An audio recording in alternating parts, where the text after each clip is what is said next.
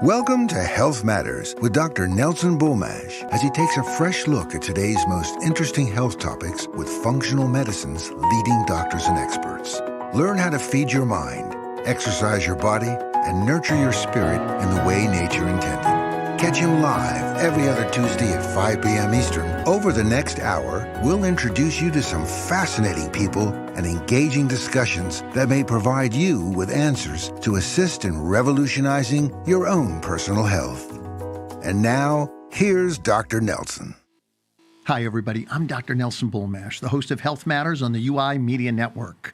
It's really, really great on this glorious Atlanta day to be with you. Here we are in my studio, and we're getting out to over 10 different TV platforms that go out throughout the entire world. And I bring that to your attention because I realize that this is the third season that I've done my show, Health Matters. And I want you to know a few things about me and why I do my show. I started some 3 years ago. I was interviewed, and the person who interviewed me is the owner of the UI Media Network, the organization. And when I was done, he said, "Have you ever thought about doing a show?" And I said, Yeah, I have, as a matter of fact. And he said, "Really?" I said, "Yes, really. I don't want to go to broadcasting school, and I don't really want to start on the AM dial and maybe never make it to the FM dial." And he said, "And that's it?" I said, "That's it. That is it." And 2 months later, he called me and he said, "Guess what? You're going to be the first person that we know of to ever go directly onto the FM dial without any background in broadcasting or in media." I said, "That's fantastic." He said, "When can you start?" I said, I don't know." He said, "Well, what do you think?" I said, "How about 2 weeks?" He said, "Great. That's perfect. It'll be the beginning of the month. We'll do that." And I had no idea what I was doing. And this is all very, very relevant to today's show. I had no idea how to do a podcast. I had never been like on the radio as a host in a media situation. And so I said, I have no idea how I'm going to do this, but I'm going to figure out a way. Because if this opportunity presents itself to me, there's a reason it's presenting itself to me. I don't believe in accidents. I considered it what I call a God moment, meaning where God said, "I'm going to put you in this situation." When you were 5 years old, you made a promise to yourself. As my mother was watching the Mike Douglas show, I paused and I watched her.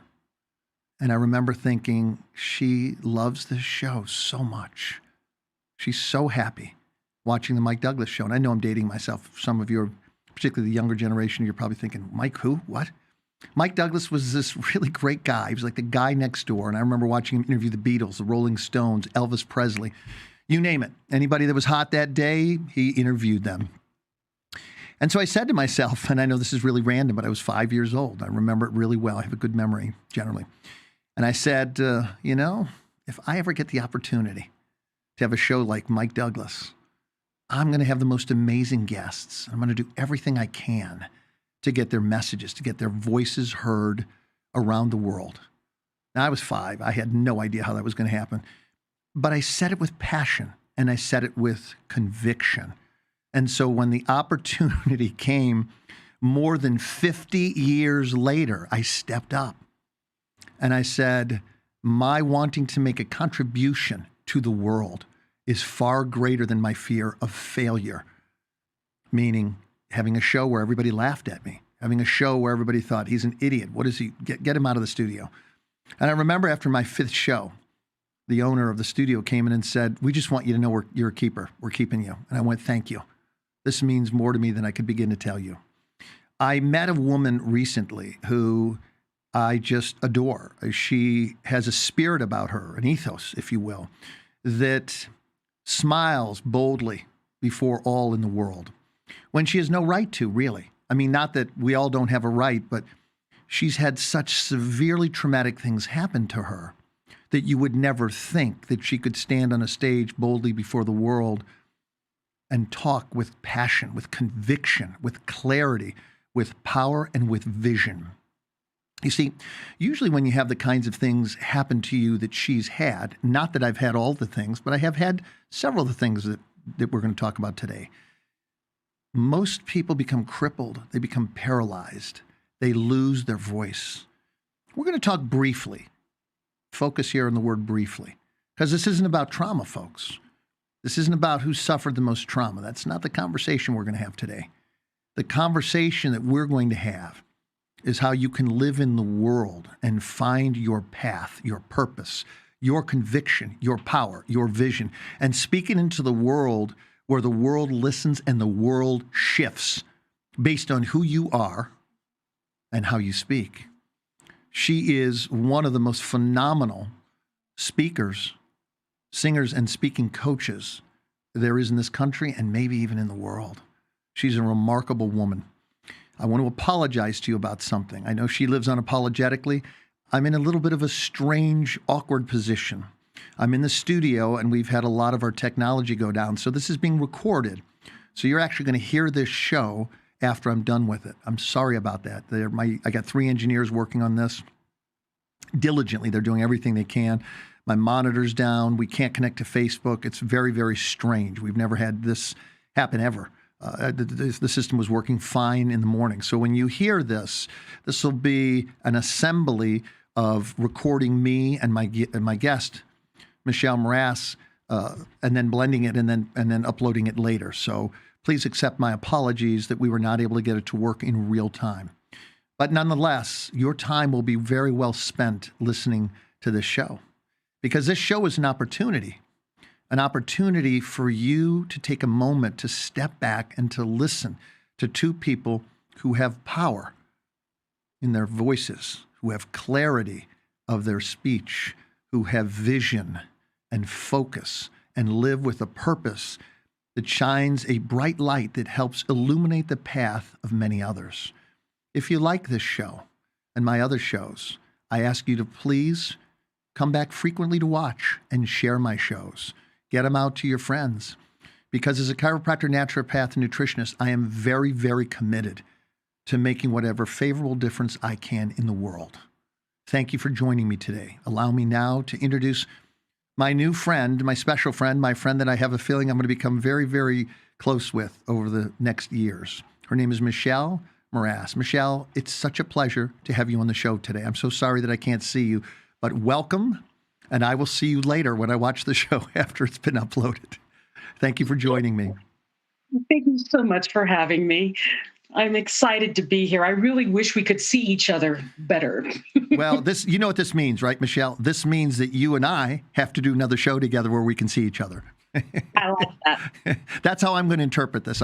I'm the person who always looks at the world as favorably as possible. And so this says to me, Michelle, you and I have to do another show where we can see each other. Exactly. Everything happens truly for a reason. As bad as it may seem or as good as it may seem, everything has a reason behind it. We'll find out later. We sure will. Michelle, I have so many questions for you. I'm just going to jump in if you're okay with that. My first question is, you live, and I love this about you. You know, you're like my new favorite person because you're such a mirror for me. You and I had the pleasure of interacting for, what did we talk for, over 90 minutes the other day in our pre-interview? Yes. And so that was so incredibly enjoyable. I sat there and went, me too. I've done that too. I've had that too. So it was so illuminating, and it made me feel very, very close to you. Very like, you know, we're really kindred spirits. And once again, you said nothing happens accidentally. And I believe that. I think it's a God moment that we were brought together. I have this funny visual, Michelle, whatever you want to call it, angels above going, oh, this is going to be hot. Guys, come on. Michelle and Nelson are getting ready to meet. You're going to love this. Everybody be quiet. You know, Archangel Michael, stop chewing your popcorn so loudly. Come on. We need quiet here. I want to hear, I want to hear everything they have to say. So we'll jump into this. You live with such conviction and such passion. And when I say you seemingly or apparently should have no reason, I don't mean literally that you, unlike everybody else, shouldn't have the opportunity. I mean that there's so few people, and I want to talk very briefly about some of your traumas because I think they're incredibly noteworthy. And you don't focus on that. You don't focus on your traumas. You focus on your conviction and your passion to make a difference in the world, whether it's in your life, the life of your family, the life in your community, or people who change the world. What drives your tremendous passion? What drives that tremendous passion is all the traumas that pretty much almost took me off of this planet. I realized how precious life is. And I realized how I didn't truly live authentically as myself for the first 46 years of my life. I had been playing small because I didn't want to offend, or I wanted to be who everyone told me I was supposed to be. Right. And so my passion now is to take that veil off of other people so they will live truly as themselves, because I am a completely different person than I was 5 years ago.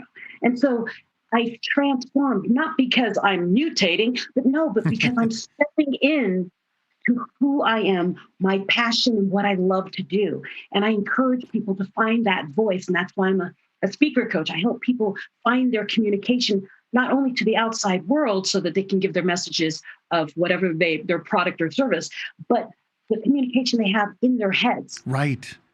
My evolution was learning how to speak to myself so that I could speak to the world properly, better, more efficiently. Michelle, you and I believe with the depth of our spirits that things happen purposefully, that these things present themselves to us not to punish us, but as opportunities for growth, for personal evolution and transformation.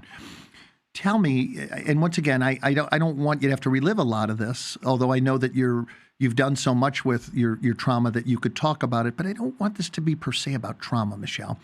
I want our show to be on how to use trauma to drive us forward and to reclaim and reinvent ourselves in a way that we're better on the other side, that we're more glorious, more complete, more fulfilled, more purpose-driven. Would you mind speaking a little bit about some of the trauma that you had that allowed you to become the incredible human being that you are today?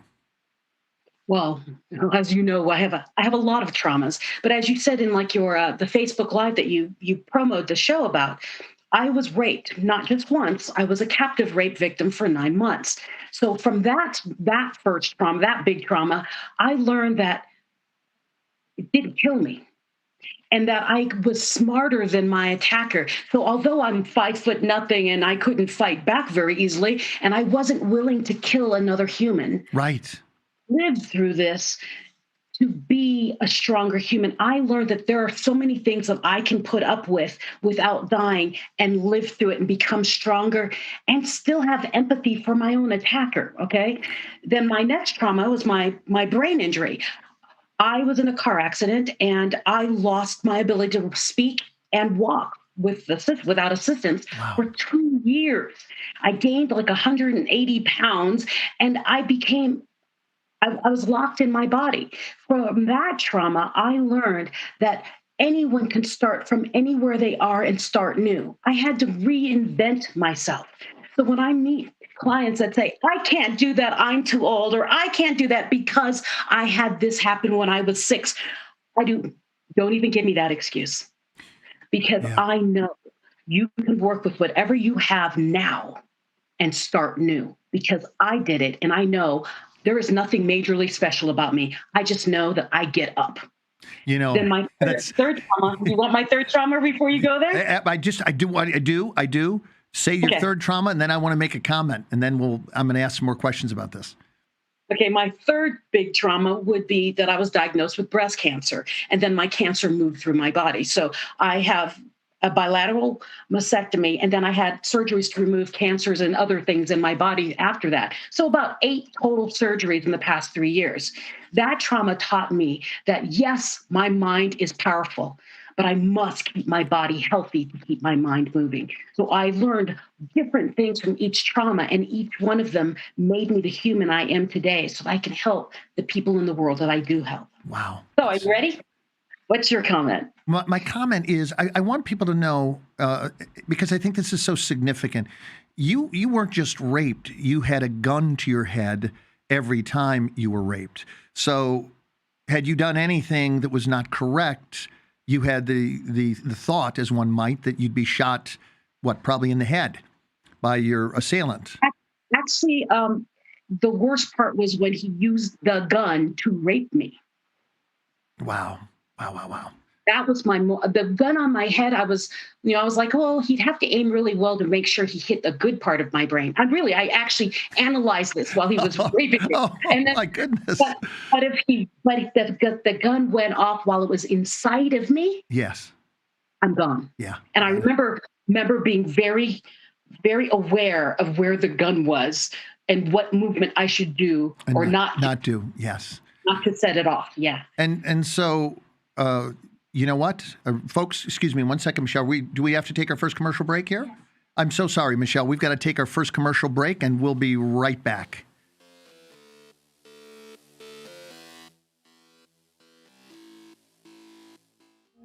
Safety Air Purification Systems, an air purifier with robust technologies that can filter, sterilize, and re-energize large quantities of air at a whisper quiet volume.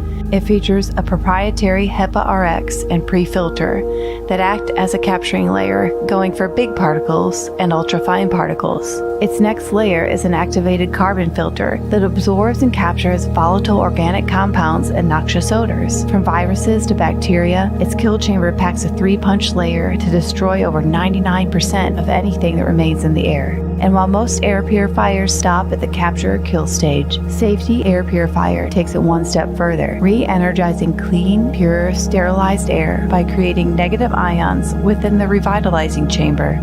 The Safety Air Purifier also monitors air quality in real time, utilizing smart sensor technology that helps you breathe better air, increase productivity, and improve morale. But don't just take our word for it. Ask the thousands of workplaces we've helped, Fortune 500 companies, dental offices, senior facilities, K-12 schools and universities, and professional sports teams. The Safety Air Purifier's robust technology combined to protect you against indoor air pollutants and viruses to make the most powerful yet quietest air purifier. Safety Air Purification. All right. Hey, everybody. Dr. Nelson Bulmash here, the host of Health Matters with Dr. Nelson Bulmash. I have an amazing guest. Her name is Mras, and we are having a big conversation today about how to claim your voice and to speak in the world with clarity, power, and vision. But before we jump back in, I want to thank my sponsors, the folks over at Safety. You just heard their commercial.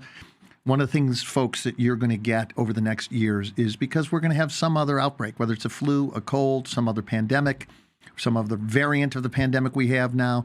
One of the most important topics you're going to hear about is the pandemic that we're experiencing currently is aerosolized. And so the primary way that we become ill is to breathe in the viral particulate.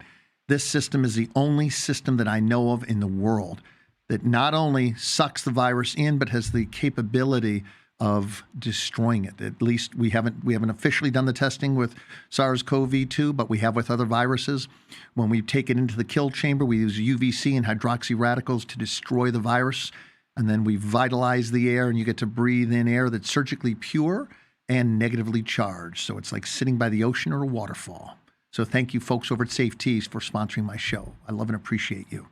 So, Michelle, let me summarize this, because I when I first heard you talk, first of all, I related in many ways. I've never been raped before, but I have had people try to shoot me, so I knew what that was. I didn't have the weight issue you had. That's a separate issue that you had, which in particular, and I might be making this up, and forgive me, but in being a doctor myself and dealing with a lot of people who have had weight issues, it just seems to be, Michelle, and you're welcome to disagree, that being overweight appears to me to be much harder for women than for men. Is that something you might agree with? I have no idea, because I'm a woman. I only know it from and it's probably invisible. I've seen thousands of men and women, and men kind of look at me and go, yeah, I should probably lose a little bit of weight. And they rub their belly, and it's like, almost there's sort of a pride, like, check it out, I'm all man here. But it just seems like in the 30 years that I've worked with patients that women seem to have more pressure about looking a particular way in society. So I might be wrong, and I'm not trying to make a sexist remark at all, folks. But in the many years that I have, in the 3 decades that I've worked with people, it just appears to me, that's my humble opinion, that it might be a more difficult situation because there's more pressure perhaps on women to look a particular way than men. Definitely. I mean, look at the dolls we raised. I mean, yes. I'm 50. Yeah. So think of the dolls we were raised with. My big problem was I'm a Blasian. I'm half black, half Filipino, and I'm 5 foot and brown.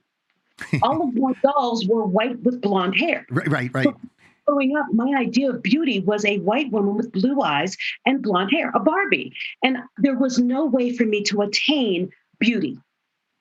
And which is so interesting because you're such a lovely looking woman. You radiate such. I said this about you. My friends were saying, well, what do you think about Michelle? And I said, she radiates such light, and her voice is so resonant, it captures you. You just want to hang on every word she says. It's like there are few people I've ever met where I just can't wait to hear the next word she says, because you have such a mellifluous way that you present your speech to the world. It's like you're singing as you're speaking. I love to sing, but no, think about what girls go through. Look at the movies, look at everything. And then as we get older, they do, you know what? When you get to college, you're going to have that freshman 40 or whatever. Yes. Don't watch those hips, right. But they're putting us in bikinis and little things. You go into any store, the clothes are teeny tiny and very skimpy, even when I was younger. And then as we get older, so you're expected to look like one thing. And like I told you, I'm short and brown. There was no way I was going to be tall and blonde. Right. So I was complex that I'm never beautiful. And so when people would say you're pretty, I do, yeah, right. Yeah. Because I knew I wasn't tall and blonde. Then you get older and you have children, and the first thing they say is, well, you're a mom now, you're going to get those hips. And then after you have children, they do, well, so much, say goodbye to your body now, right? Yeah. Think of what they say to women. And then after you have the babies and your children are growing up, they do, you don't have time to worry about you. Right. And that was my point exactly. So you corroborate exactly my thoughts. That yeah. These are the kinds of, and I just feel so badly for women, because here's the thing. I mean, you and I, interestingly, we've been in martial arts for many, many years. We were weightlifters. My dad started me lifting weights and doing freehand exercises when I was 4 years old. I wasn't even in kindergarten. And so I'm 59 years old. So it's, well over 50 years now. And it's interesting because as you get older, I'm sorry, it just is harder. I'm not trying to throw the age card as like you can't do it, but training at essentially 60 is not the same as training when I was 18 or 20. And my buddies used to go, check it out. Mark it on the calendar. Nelson's got a little pinch of fat there. And I used to say, okay, all right, I got your pinch of fat. And I'd take 2 or 3 days and I'd back off the junk food, and I was ripped and shredded again. Doesn't happen quite that easily at 60. Oh, I've got 17% body fat. Oh, I'll eat an apple for, one meal a day. Yeah. And it would go right back down. Right. At 40, I think at 40 is when it went, no, we're not doing it that way anymore. Exactly. At 40, I couldn't watch the calories. It was like I had to stop exercising harder. I had to slow down. I mean, all sorts of things changed at 40. Right. And then at 50, everything else changed. So it's like now my body doesn't like milk. It doesn't like all sorts of things. I'm like, you have to keep adjusting this. And so I'm sorry, I'm not laughing at you, Michelle. I've been in the same place. Like, come on, man, I can't do milk anymore. I can't do dairy anymore. I can't do wheat anymore. I can't do soy anymore. Can't do corn anymore. What's left, for God's sake? So I'm laughing because I'm sitting at the same kitchen table with you in the morning going, what do I eat? So, and listen, I want to talk about the third thing, which you and I both have in common, which is, Michelle, do you currently have cancer? I've been free of cancer now for about 15 years. I have not been cleared. They removed my breast, they removed everything else, but they have not cleared me because they're waiting for it to pop its head back up. Well, I know how that is. As I mentioned to you when we spoke the other day, I had non-Hodgkin's lymphoma twice. And this, if I'm not mistaken, this summer marks 15 years now that I have been free. And I will tell you something. I will say something publicly, and no haters, please. I want you to listen carefully to what I'm going to say. I spoke to a gentleman by the name of Joel Neeb, and Joel was not only considered the top gun in the Navy, but he was the top gun of instructors in the Navy. And he said to me, Nelson, I think you're going to be able to relate to the comment I'm going to make to you. And I said, what's that, Joel? And he said, I wouldn't pay $1 billion to have cancer again. I said, I agree with that. He said, here's the part you tell me if you agree with. He said, I would never undo having had cancer. I said, I would agree with that. He said, it made me, and I said to him, a better man, a better dad, a better husband, better friend. He said, exactly. He said, yes. It woke me up to the preciousness of life, how important it is, and that you need to live every single day like you might not have tomorrow, because you might not. That's why my passion is as strong as it is. I tell everyone, stop apologizing for what you're not. Embrace who you are. Step into the best version of you and live every day as the best version of you unapologetically. I didn't come through that because of all the other things that happened. Right. It's cancer. And no, I would never remove that cancer experience because it made me realize that I wasn't really living. Even though I was a coach already helping people live, I didn't truly appreciate the word live and truly live strong until cancer came into my world. I so get that. I get that. I'm still in it. But my thing is I'm not going to curl up in a ball and wait for the monster to get me. I'm going to live every day like it's my last day. Let everyone in the world know how much I care for their welfare, and let my family and people who are around me know how much I love them, until the day I drop dead. And so if anyone sees me and they see me fall on the road, boom, dead, know that I died smiling, that I gave everything. All. Yeah, I got it. Got to ask you a question, Michelle. Yes. A big one, an important one. Tell me this. What did you do with your life after you found out you had breast cancer? How did you respond? What was your response to finding out you had breast cancer? When they said I had cancer, actually, she said, you have cancer. And oh my God, you have 3 months to live. I cried a little bit and then I smiled and I looked up at her and she goes, why are you smiling? And she goes, I'm sorry I told you that way, but why are you smiling? I said, either I have 3 months to make a huge difference in the world, if you're right. Either way, I'm going to move as fast as I possibly can. And if I drop dead doing what I love and what I'm supposed to be doing, then great. I got to go. Get this cancer off of me. Get it off fast because I've got a lot to do. And so, what happened, Michelle? What happened at the end of the 3 months? Was there something that you had to show for your work? What did I show for my work? Yeah, I mean, I think, in other words, if I'm not mistaken, didn't you write your first book? I did write my first book. I wrote my first book, Eat, Drink, and Be Merry. Wait. I wrote my second book after the cancer. Oh, second book. I'm sorry. Okay. But that's my point. Most people would have crumbled, and their life would have been either what a victim am I, or they would have turned their entire life into an expression of look how heroic I am, focusing nonstop on fighting. Key word here. Their cancer. And I'm going to go back in a moment, and I'm going to tell you why it's a mistake to fight your cancer. But the point I want to make with you is you didn't waste any time. After 3 months, you had a book written. I had a book, and I was traveling the world again. Yeah. The comment, the reason you don't want to fight your cancer. I read an amazing article several years ago, and I read so much. I forget sometimes, like this is an article that I should keep, and I regret because I've never been able to find this again. The bottom line of the article was it was a medical doctor had done research. He wanted to find out why, Michelle, people who had terminal cancer, who had failed radiation, failed chemotherapy, failed surgeries, lived when others did not. And they all had they had 8 characteristics in common. The one that I never forgot, was that they all said, and I did the same thing. I put myself in the same category. They said, well, this may kill me, but until it does, I'm going to live my life with as much purpose and meaning as possible. I didn't focus, Michelle, on my cancer. I focused on living my purpose, was to be the best father, husband, and doctor that I could. Why do I mention this? And after I say this, we're going to take our next commercial break. I say this because as a fighter, as a former fighter, I used to think, if I'm a really good fighter, I just have to fight several times and everybody's going to go, he's a really good fighter. I'm not stepping in the ring with him. The opposite happened, Michelle. Suddenly, everyone wanted to fight me. I couldn't go to a public restroom without some guy saying, "Hey, you're that bouncer at the Micatam, aren't you? How about we fight right now?" It's like, could you let me finish urinating?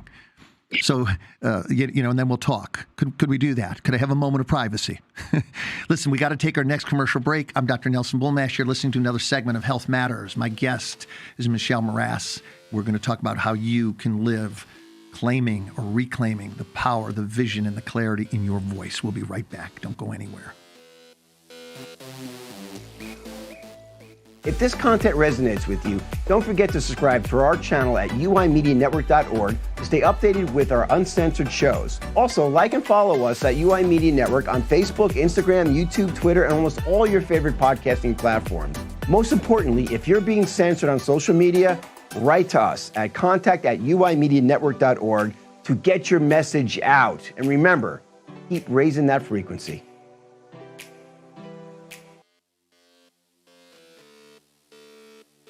All right, folks, we're back. I'm Dr. Nelson Bulmash. Thank you for joining me on my show with my guest, Michelle Mras. We're Health Matters here, and we're talking about all things under the scope of health, inspiration, and spirituality. So, Michelle, my point was, should you be somebody who's really dealing with something that's profoundly dangerous or consequential, cancer, you're recovering from being raped or having some bad accident, some bad event happen to you, the message that I want to give you is the moment you can begin to live with vision, clarity, and purpose, you can transcend whatever it was that you thought would destroy you. And on the other side, as I mentioned, as Joel Neeb mentioned, as you mentioned, Michelle, that on the other side is a whole new woke person, meaning a person that has personally transformed and evolved to a much higher sense of being and of mission and of purpose. You said something that was so profound, and I want to add this, and then I want to go on to my next question. You were in a situation where you I'm sure felt powerless over those 9 months to make change. I'm sure when you had cancer, there were times you felt powerless. When you were essentially 400 pounds, I'm sure there were times where you felt completely powerless. The point I'm making here is this: if you adhere to your purpose, if you adhere to the mission, you see beyond the obstacles that keep you enslaved or entrapped in why you can't move forward. And I want you to hear that over and over again, folks. You are not your difficulty. You are not your cancer. You are not the victim of a crime. You are a person with infinite intelligence living through you, and you can do and achieve anything. Surround yourself with the right people. Michelle's a person that transforms people's lives every day. There are people out there that can help you do the same. Michelle, when you work with people, what is the chief objective or objectives that you accomplish with them?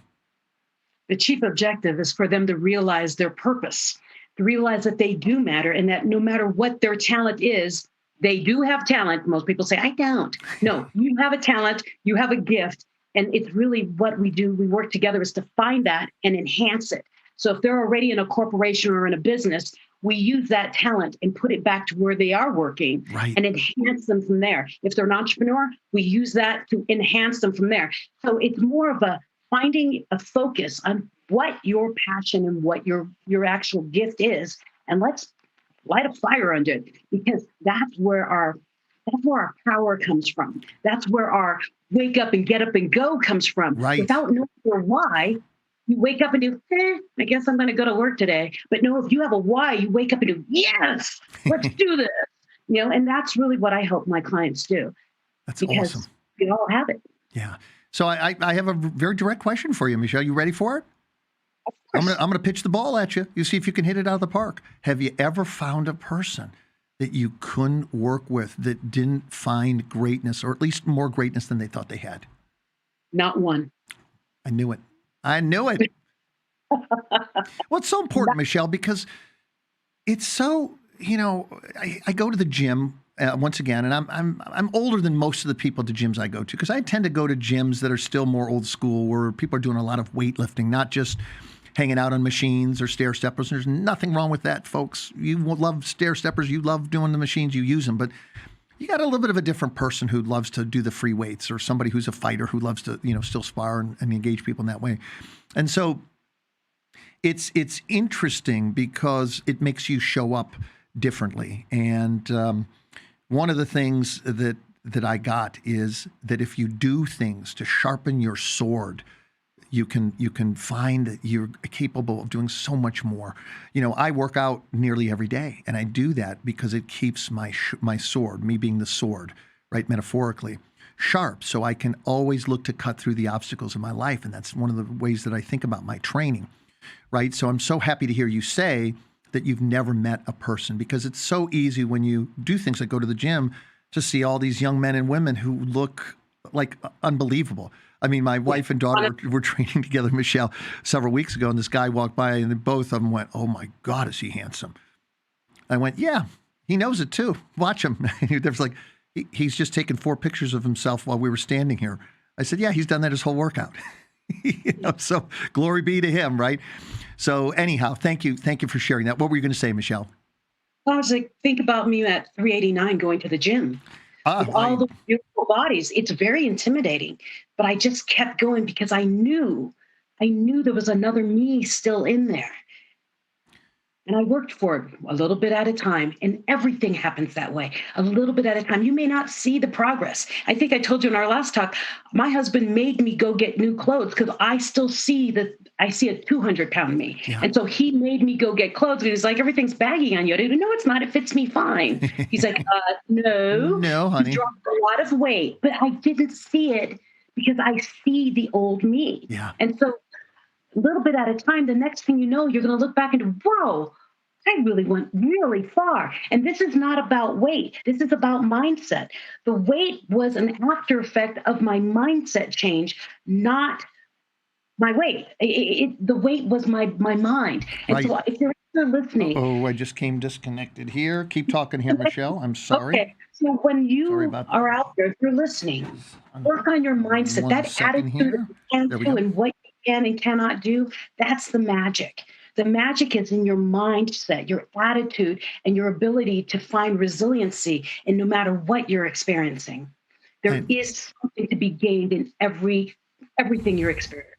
I love that. It's so true. Michelle, you said something that was really profound to me. I meet so many people who think if they're religious, they think God is punishing them. They think every time they're victimized by something in life, I lost my job, I got divorced, my car broke down, my roof is leaking. They see it as a punishment. You don't. Why is that? I believe that everything that we experience is an up level. I see it as a game on. I mean, you are not given something unless you can get through it. And so I see it as honestly, I see it almost as a blessing because that means, 1, there is a higher being out there. 2, he's giving us a challenge. Right. As humans, we need challenge. We come into this earth through our mother's womb, out of our mother's womb, and it's not a pleasant experience, and it's traumatic, okay? So we are meant to, as humans, to go through trauma to get to the next level. Yeah. We crawl, we fall when we try to get up. We are learning through trial and error. And then when bad things happen, I'm using quotes here, bad things happen as we get as adults, we do, well, the world hates us. If there's a God, the God hates us. Like, no, this is how we've been programmed. Fall, get up.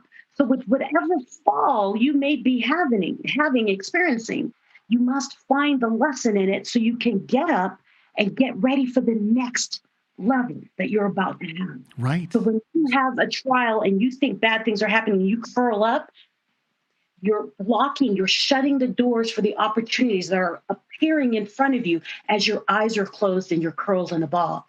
Open your eyes when you're going through bad things. I'm using quotes again, bad things. No, I got it. Comes across loudly and clearly. It's so valuable. Michelle, here I was. I had COVID 3 times last year. This is 7 months ago. Let me take you back 7 months ago. And I'm feeling good, finally. And my wife had a great movie on. And she said, sweetheart, will you go down and do this real quickly? So I get up because I don't want to miss anything, Michelle, on the movie, right? So I jump up. I open the basement door before I check to see if my dog, because when he misbehaves, like we put him on the other side of the glass door going into the basement. Then he can watch us, but he can't come out and bark at passersby in front of the house or get in any other mischief. Turns out he's got you know what a Kong is? The hard Kong that dogs like to chew on? He had left it at the top of the stairs. I was in such a hurry, Michelle, I didn't hit the light and then look to make sure that the top step was clear. I slip on his Kong, I go into the air, and I land halfway to 3/4 of the way down at the bottom of the stairs on my back. To stop myself, I slam my left foot into the stair below. In doing so, I get a searing pain in between in the middle of my knee joint. I won't get technical. And suddenly it's like, you got to be kidding me. I just tore my collateral ligaments and my medial meniscus. And then it starts burning at my ankle, and I realized that I tore the ligaments in my ankle. 7 months. This is 7 months, 1 week, and I'm finally training my lower body again without a huge amount of pain. I was in agony for the better part of 7 months. And I thought, really? COVID for 6 months in the 3 times I got it, and now 7 months. And I started to get a little depressed, and I said, no, you're going to use this as an opportunity to slow down, to, do some of the other projects you did. And I've gotten a huge amount of things done. And in doing so, I realized, I couldn't be as active. And I realized, okay, this is a message. It's time for me to slow down, start writing, and start planning. You're going to start teaching this year. And so instead of it being this crippling thing where I could barely walk for 7 months, I realized, Nelson, it's time for you to get into the world and begin teaching. And here I am now, 7 months, 1 week, and I'm starting to actually work out reasonably for my lower body again. And I'm ready, metaphorically, to walk forward in my life, ready to share and start teaching at a national and then eventually at a world level, work that I created over the last 30 years. Fantastic. We have another thing in common. I broke my tailbone that way. Slipped at the top of the stairs, landed at the bottom, broke my ankle, and broke my tailbone in 2 places. But what I wanted to share about that, for those of your listeners out there, I see us as rubber bands. And remember in science where they used to pound into your head that energy cannot be destroyed? Yes. Okay, we are all rubber bands. And when you feel a setback pulling you back, remember that energy has to go somewhere. Right. So when you're pulled back, I want you to focus on what you want next. Because when you come back and that release happens at the end, what happens to a rubber band when you pull it back and then release it? Oh, you are slingshotted forward, my dear friend. Slingshot. And so whatever is going on in your world, think about it. When I had my brain injury, I was still writing a book in my head. I have 4 areas of my brain that are damaged. My frontal lobe over my left ear, the back of my head, and my 2 hemispheres had disconnected. But I could still think in my head. So when my pullback, I wrote my book in my head. And so when I was able to start writing and talking again, I wrote it down really, really quickly. I shot forward. So when I got my cancer, okay, I'm in a bubble, I have to wear a mask, I have no immune system, I'm pulled back. What did I do? I wrote another book and I planned a system of training online so that if I did die, my family would still have income coming in from my business of training people. Right. I had all these things going in my head. How do I prepare? What do I do with this energy of this pullback? And then when I got cleared through my cancer that I can start moving around again, I released and went further. That's awesome. So use that energy. If you're down, use it to plan. Do something with that energy. It cannot be destroyed. It can be converted. Beautiful. We're going to take another commercial break here. I am Dr. Nelson Bulmash. Say it again, folks. Oh, okay. Forgive me. This clock is wrong, I guess. They're saying we have 2 more minutes. Michelle, I'm going to start on this, and then we'll break in 2 minutes, and then we'll take our last commercial break. What are the 3 principles that you teach everyone you work with? Oh, my goodness.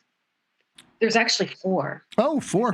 Okay. I think there's 4. Well, it starts with my TEDx. So it's number 1, you must have a goal, but you must be flexible on how you achieve that goal. Think of yourself as a GPS. You have a destination. Right. Be flexible on how you get there. Mm-hmm. Number 2 is eat dessert first.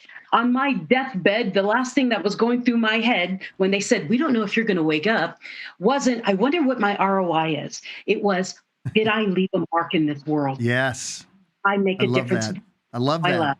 And then number 3 is the differences between a rut and a grave are the dimensions. It's a quote by Ellen Glasgow. My mother-in-law used to always say it. So if you're walking around every day expecting something new, but you do everything the same, you are building the dimensions of your own grave. Step out of your comfort zone, do something different every day until you achieve what you're after. Awesome. And then the 4th one is you must find your why. Find who you are so you can live unapologetically.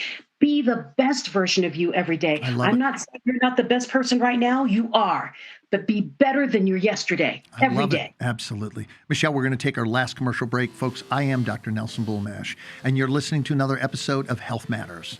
We'll be right back, and I'll continue with my guest, Michelle Mras, and we're going to hear more about how to speak with power, clarity, and vision.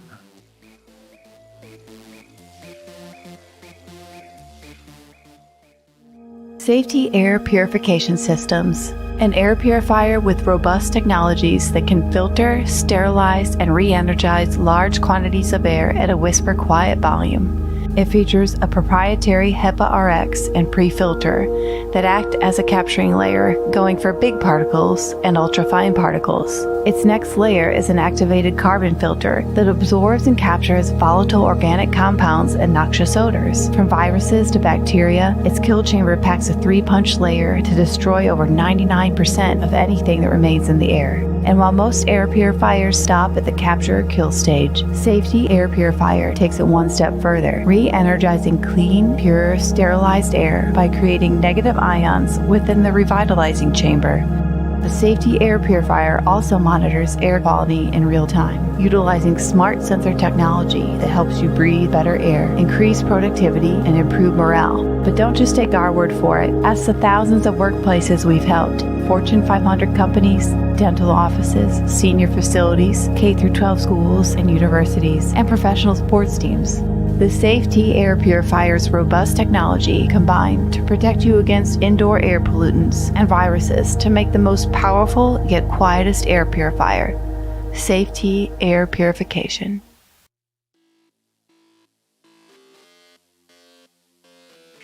Thank you, everyone. Thank you for joining us today. I really appreciate you. We're having Michelle and I are having a very, very engaging conversation. Michelle, I want to sort of switch gears here. I want to go specifically in this last segment of our show to what people can actually do to claim or reclaim the power, the vision, and the clarity of their voice. When you work with someone, what do you see most often is the thing or the things that stop them from feeling effective, from feeling powerful? Honestly, that's what my second book is about. It's not luck overcoming you. What really tends to hold people back is something from when they were like 7 years old and they like didn't win the spelling bee, or Joe didn't ask them out on a date, so they're insignificant. Those small tiny things from our past is what we build we build a story around it, and as we get older we make it bigger, so we make this little tiny snowflake that occurred in our life to a gigantic boulder of snow and ice that it's so monumental we think we can't get rid of it. But once we realize, wait a minute, it was that one little event, well, let's set a fire on that by finding your why, and let's melt that iceberg and get it out of your way. Love that. That's fantastic. I can't wait to read your books. As soon as you can, you send them out to me, and I will read away. I can't wait to hear what you have to say. And can people still get those? Because you were telling me that your company that produced your book, you can. Yes, it's on Amazon still. I'm going to take over. I'll be republishing them. But yes, they're still on Amazon. They're still available. They're on demand. But yes, you can do it. Michelle, quickly, give the titles of your two books. The first book is called Eat, Drink, and Be Merry. That's Mary, A Glimpse into a Life Well Lived. I did my TED Talk, that's the same name, and it's about my mother-in-law and the things I learned from my mother-in-law. She had leukemia, and so I ended up watching her at the end of her life, and I learned a lot from her. She was my high school math teacher, and there's a story behind it, but there's so much about her. I love that woman. So Eat, Drink, and Be Merry is number one. And then the second book is It's Not Luck, Overcoming You. Right. And that's the one I wrote during my cancer journey. But you can find them both on Amazon, or you can go to my website, which is my name, michellemras.com, and just click it, and it'll bring you to the link directly. Beautiful. And I think the first book is also an audiobook right now because I did it. I love it, as you should, with your voice. I can't believe it's such a pleasure to just hear you talk. You probably have people come up to you and say, Michelle, just speak. No, I don't care what you have to say. Order a cocktail. Your voice is so lovely. I went to Omaha, and I went to college in Omaha. And one of my first jobs I had, I was the voice for the credit union. Thank you for calling Omaha Federal Credit Union. If you'd like to speak to a teller, please press 1.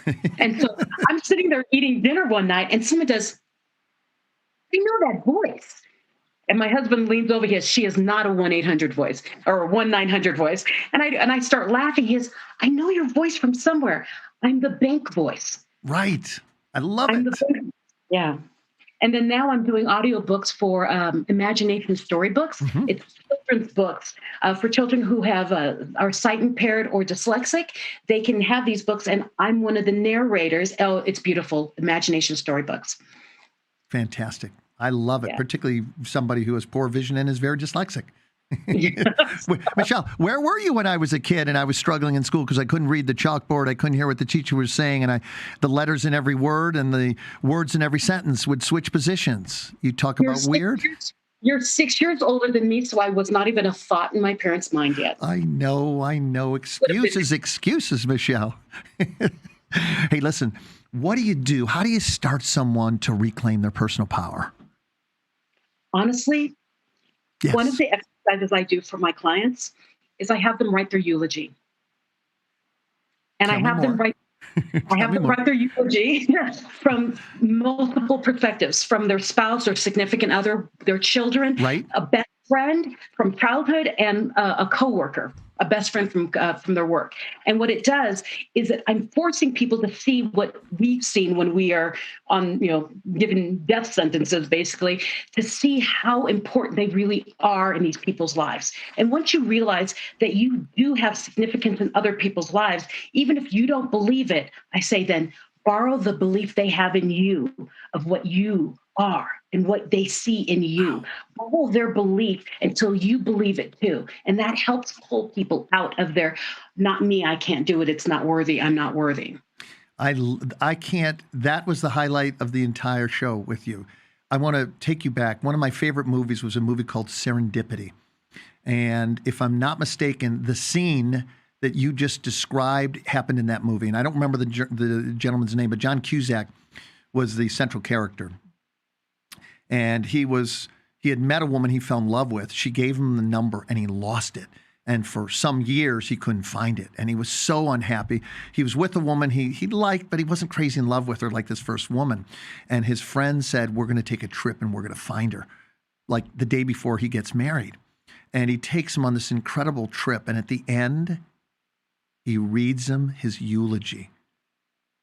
And it's incredible. Like, he reads this. And so, John Cusack's character is hearing this like, oh my God, this is my friend writing my eulogy.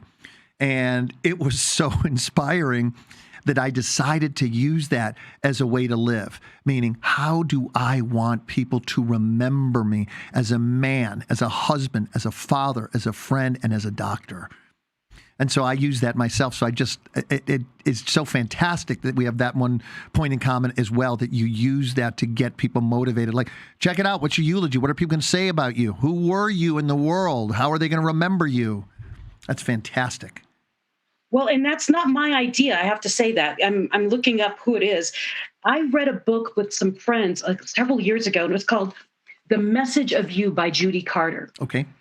And we did this whole series, and while we were doing this book, it was a workbook, we all got to this eulogy part and went, oh my gosh. And the other guys are like, I don't want to do this. This is just too hard for me. And I dived deep. I got into my children's head and wrote like them with their voices in my head. And it just shifted my mind. And that's part of the reason why I'm like, I've got this. Yes. And then when I thought I was living my life. And then when I got diagnosed with cancer, I went, oh, I'm really not doing it yet. I had started. So even though you started this, I encourage you, for those of you out there listening, there's more to it. Yes, you may be enlightened, but enlightenment doesn't end. It keeps growing. It keeps evolving. So keep working on it, because there's every day, a better version of you. I'm laughing again because, so many times in my life, it's like, and I'm going to use a mild curse word here, damn it, one more growth opportunity. So I want to give you a little extra freedom here. So imagine you're coaching me, and, I write my own eulogy out, and I'm suddenly I'm profoundly moved. You've opened up a crack in my psyche. And I think, okay, she's got my attention. Where do we go from there? How do you Oh my coach me? goodness. It depends on where you're going next. It depends on what that end goal was. So whatever your end goal is, it's what's the next step? What's the next teeny tiny step that you need to do to get to your goal? So And they do, well, I don't know. I do. Okay. In a magic world, if you go to sleep tonight and your dream happened while you were sleeping, right. how would you know when you woke up that it happened? And they do, that's kind of weird. I do, but no, when you process those kind of things in your mind, when you wake up the next day, you will know what your next step will be. And so what we fail to realize as humans is our brains, our bodies are constantly telling us what it wants and what's coming next. And what we need to do is get quiet enough to listen to it. So I say, okay, now you know your goal. Now you know you can do it. What teeny tiny step can you do next? Tell me tomorrow. I love that. You're so full of amazing ideas because you're right. I saw a movie when I was a little kid, and my dad used to say, son, don't mire people down with lots of details regarding numbers and dates. Most people are never going to remember. You'll have a small handful of people. I'm one of those guys. He said, I'll remember dates. I'll remember times. My mind works that way. I'm a research scientist, but most people won't, but they'll remember stories. And I saw this amazing story where somewhere in Asia, this gentleman had a stroke, and he was an elderly man, probably 70s, 80s. And he had kind of given up on life. He really couldn't walk effectively anymore. And so his grandson, who loved him so dearly, said, I'm going to find a way to get my grandfather walking again. And so he inspired his grandfather to go out and just walk, just walk somewhere out from their house. And then he marked it. He remembered where he walked to. And then when his grandfather got back, he put a flag out. And then the next day he said to his grandfather, please try to walk further. And he put another flag out. And suddenly his grandfather realized that somebody was putting out flags to let him know where he had traveled to the day before. And so finally, at the end of the movie, there were so many flags, they were too many flags to count. And he looked back on the last segment of the show. As far as he could see, there were flags. And he realized that his grandson had been inspirational in helping him achieve his goal of being able to walk essentially normally again. And it appeared that he had walked miles. And so he got to reclaim his life and live the end of his life on his own terms. Yes. I have one more question for you, Michelle, Yes. and it's been such a pleasure. In my show, with the last minute or two, and I think we've got a little over a minute, final thoughts. Where do you want to leave people with today's show? You got 45 seconds. What would you like to say to our listening and viewing audience? I want to tell you that yes, change is scary, but remember that change is an emotional journey. It's not rainbows and butterflies as a field of daisies. I mean, what it's doing is change is uncomfortable. And Right. it's what it does. It forces you to evaluate who you are. What are you made of? And the beauty is in the possibilities of the other side. So when you see change coming in your world, don't fear it. Walk towards it, because that's where the next version of you is. I love that. That is profound and beautiful.